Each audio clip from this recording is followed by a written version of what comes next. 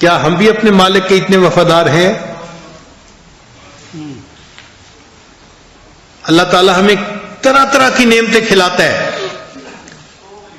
پانی ملے ٹھنڈا نہ ہو، اس پہ شکوا کہ جی ٹھنڈا نہیں ہے پانی. پانی تو اللہ نے دیا ہے نا، نہیں جی ٹھنڈا نہیں ہے. اللہ اکبر کبیرہ.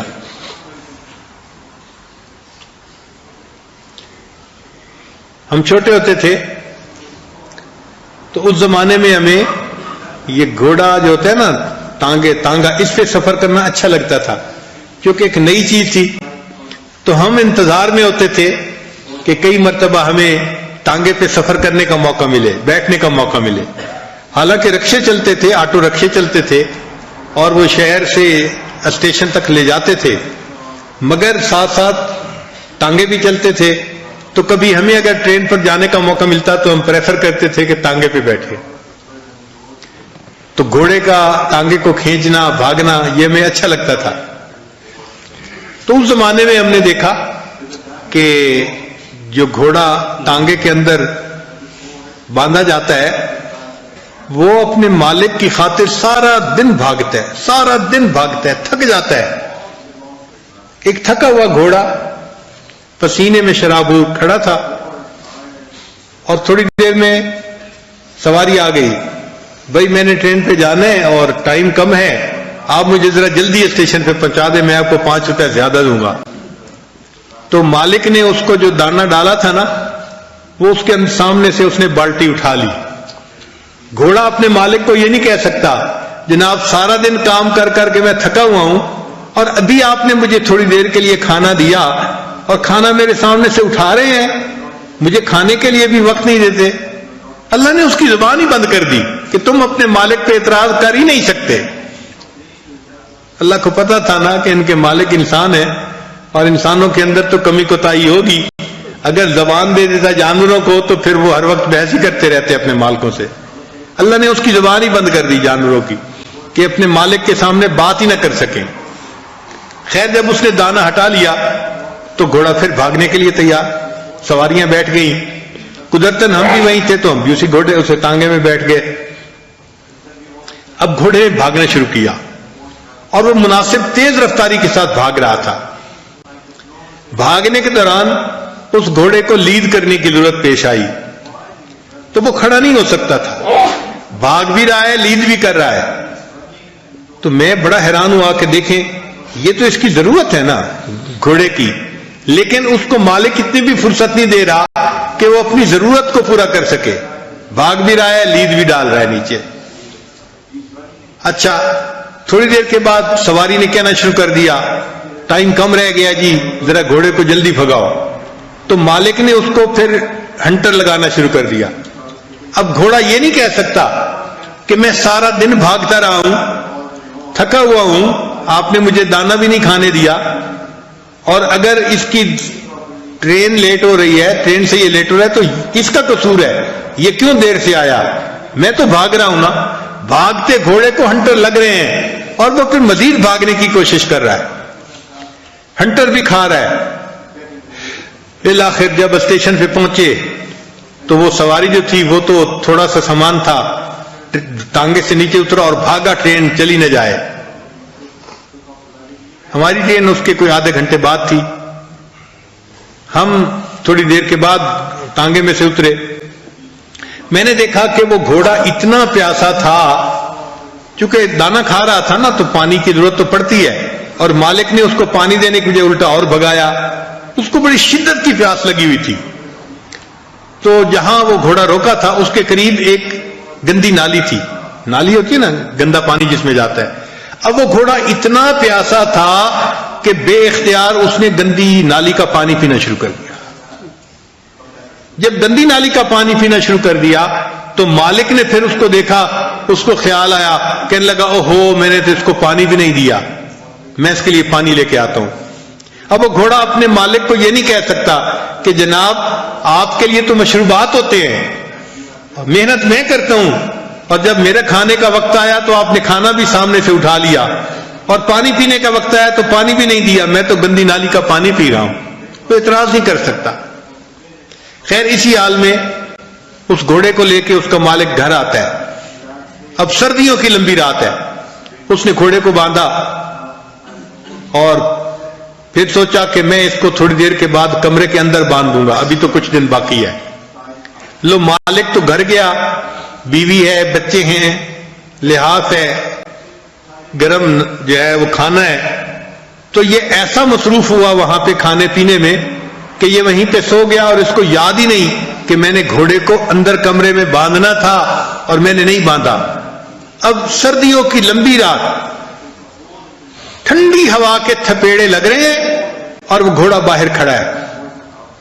اپنے مالک کو نہیں کہہ سکتا کہ جناب آپ تو رضائی کے مزے لے رہے ہیں، تو میں نے بھی تو رات گزارنی تھی، مجھے کمرے میں ہی باندھ دیتے۔ وہ ساری رات کھڑا رہتا ہے، نیند بھی نہیں آتی، پریشان بھی ہوتا ہے۔ صبح کے وقت جب اس کا مالک آتا ہے تو دیکھ کے کہتا ہے اوہ مجھے رات یاد نہیں رہا اس کو باندھنا، اتنا کہہ کے پھر اس کو گھوڑے کو تانگے کے اندر باندھتا ہے اگلے دن کے لیے۔ اب وہ گھوڑا اس کو میڈیکل لیو نہیں اپلائی کر سکتا کہ جناب آپ نے مجھے ساری رات سونے نہیں دیا اور مجھے تو رات نیند نہیں آئی اور میں تو تھکا ہوا ہوں، میری تھکن نہیں اتری، میں فریش نہیں ہوا، میں تو ابھی بھی ایگزاسٹڈ ہوں، آج میں سک لیو پہ ہوں۔ اس کی سک لیو نہیں ہوتی۔ مالک نے اس کو تانگے میں باندھ دیا اور اس کو لے کے بھگایا۔ اب اس گھوڑے کو بھاگنا ہے۔ آپ سوچیں وہ گھوڑا اپنے مالک کا کتنا فرما بردار ہے، کوئی اعتراض نہیں، کوئی بات نہیں، وہ گھوڑا جیسا بھی تھا پھر بھاگنے لگ جاتا ہے اور پھر سارا دن اس کے ساتھ کام کرتا ہے۔ تو گھوڑا اپنے مالک کا زیادہ وفادار، ہم اپنے پروردگار کے اتنے وفادار نہیں ہیں، ہم اس کے فرما بردار اتنے نہیں ہیں۔ ڈاکٹر کے کہنے پر چربی کھانا چھوڑ دیتے ہیں، چینی کھانا چھوڑ دیتے ہیں، چاول کھانا چھوڑ دیتے ہیں، لیکن اللہ تعالیٰ کے کہنے پہ گناہ کرنا نہیں چھوڑتے۔ بکری چر رہی ہو نا کسی کے کھیت میں اور اس کا مالک اس کو آواز لگائے، ایک آواز پہ بکری چرنا چھوڑ دیتی ہے، تو ہم سے تو بکری اچھی کہ جس نے مالک کی ایک آواز پہ چرنا چھوڑ دیا، اور ہم اپنے پروردگار کے حکم فرمانے پر بھی گناہوں کو نہیں چھوڑتے۔ ہم کہاں سے اللہ کے فرما بردار آ گئے؟ جانور اپنے مالک کے زیادہ وفادار ہوتے ہیں۔ تو اگر ہم اپنا محاسبہ کریں گے نا تو ہمارا دل کہے گا کہ واقعی ہم سے تو جانور بھی بہتر ہے، ہم تو ایسے انسان ہیں کہ جو جانوروں سے بھی بدتر ہے۔ اللہ کی دی ہوئی نعمتیں کھاتے ہیں اور پھر اللہ کا فرض ادا کرنے میں سستی کرتے ہیں۔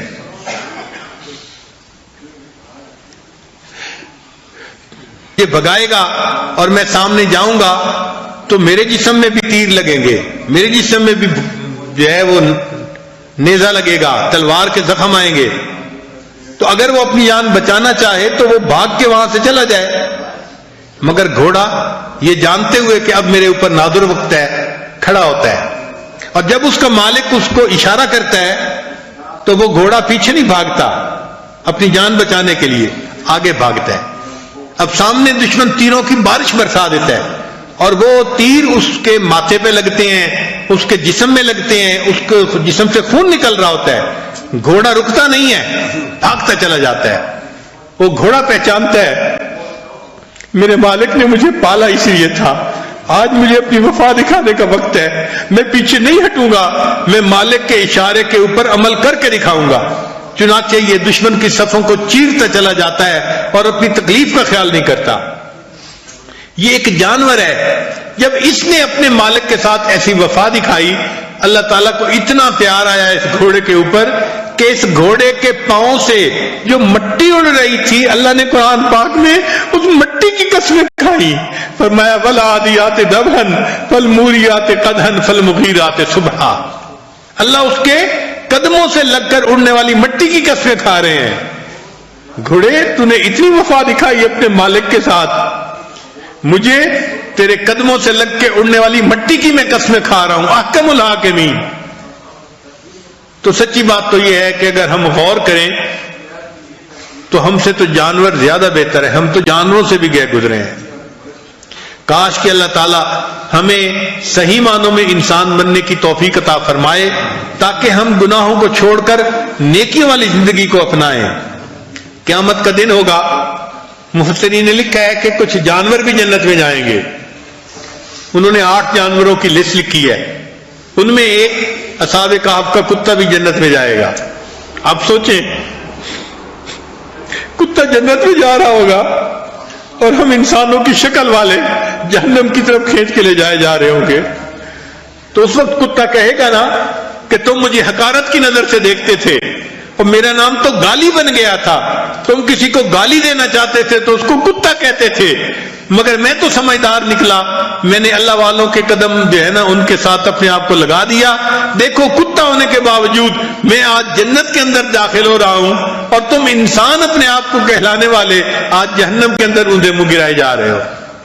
حضرت عزیر علیہ السلام کا گدھا بھی جنت میں جائے گا، مفسرین نے لکھا ہے، تو گدھا بھی کہے گا کہ میرا نام تو گالی تھا، تم کسی کو کہنا چاہتے تھے حقارت سے تو کہتے تھے گدھے، بات ہی سنتا، آج میں وہ گدھا ہو کے دیکھو جا رہا ہوں، بے عقل ہو کے جنت میں جا رہا ہوں، اور تم اتنی عقل رکھنے والے، یونیورسٹیوں میں پڑھنے والے، ڈگریاں کرنے والے، آج تم جہنم میں جا رہے ہو، تم نے اپنی عقل سے کیا فائدہ اٹھایا؟